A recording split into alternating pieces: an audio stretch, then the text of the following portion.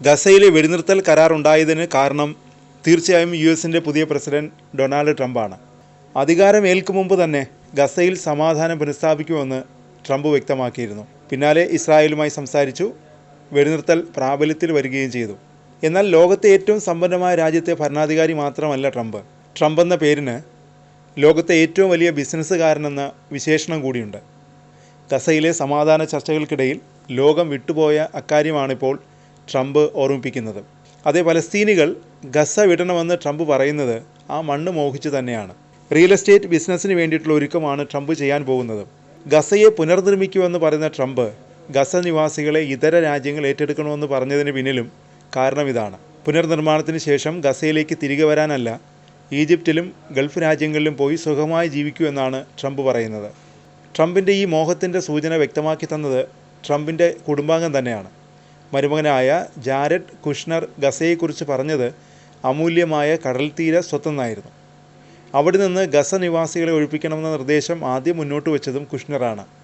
പ്രശസ്ത property ഡീലറായിരുന്ന Kushner നിലവിൽ വിദേശ നയ ഉപദേഷ്ടാവായി ട്രംപ് ഭരണകൂടത്തിന് കീഴിൽ പ്രവർത്തിക്കുന്നുണ്ട്. ഗസയ്ക്കായി സമാധാന പദ്ധതി തയ്യാറാക്കാൻ ട്രംപ് ചുമതലപ്പെടുത്തിയതും കുഷ്ണറെ തന്നെയാണ്. മകൾ ഇവാങ്ക ട്രംപിൻ്റെ ഭർത്താവാണ് കുഷ്ണർ. ഇസ്രായേൽ ഗസയിലെ സാധാരണക്കാരെ നെഗേവ് മരുഭൂമിയിലേക്ക് മാറ്റണം, ഇസ്രായേലിൻ്റെ ചുമതല തനിക്കാണെങ്കിൽ തെക്കൻ നഗരമായ റഫയിൽ നിന്ന് സാധാരണക്കാരെ പുറത്താക്കുക എന്നായിരിക്കും തൻ്റെ പ്രഥമ ലക്ഷ്യമെന്നാണ് അദ്ദേഹം പറഞ്ഞത്. ഇതിനായി ബുൾഡോസർ ഉപയോഗിച്ച് എല്ലാം ഇടിച്ചു നിരത്തും. 2024 മാർച്ചിലാണ് ഇക്കാര്യം കുഷ്ണർ വ്യക്തമാക്കിയത്. ഇതുതന്നെയാണ് കഴിഞ്ഞ ദിവസം ട്രംപ് പരസ്യമായി ആവശ്യപ്പെട്ടതും. മുനമ്പിൻ്റെ പുനർനിർമ്മാണം തുടങ്ങുമ്പോൾ 20 ലക്ഷം പലസ്തീനികളിൽ ഒരു വിഭാഗത്തെ ഇന്തോനേഷ്യയിലേക്ക് മാറ്റണമെന്ന് ട്രംപിൻ്റെ പശ്ചിമേഷ്യ പ്രതിനിധി സ്റ്റീവ് വിറ്റ്കോഫ് പറഞ്ഞതും ഇതിനോട് ചേർത്ത് വായിക്കണം. വെടിനിർത്തൽ കരാർ നടപ്പാക്കുന്നുണ്ടെന്ന് ഉറപ്പാക്കാൻ താൻ നേരിട്ട് ഗസ സന്ദർശിക്കുമെന്നും കുറച്ചു കാലം പശ്ചിമേഷ്യയിൽ തുടരുമെന്നും സ്റ്റീവ് വിറ്റ്കോഫ് പറയുന്നുണ്ട്. ഓർക്കുക, വെടിനിർത്തൽ കരാർ അട്ടിമറിക്കാൻ നിരവധി പേർ ശ്രമിക്കുന്നുണ്ട്. നമ്മൾ ഗസയിലെ ജനങ്ങളെ സഹായിച്ചില്ലെങ്കിൽ, അവരുടെ ജീവിതം മെച്ചപ്പെടുത്തിയില്ലെങ്കിൽ, അവർക്ക് പ്രതീക്ഷ നൽകിയില്ലെങ്കിൽ കലാപം ഉണ്ടാകും. ഇതായിരുന്നു സ്റ്റീവ് വിറ്റ്കോഫിൻ്റെ വാക്കുകൾ.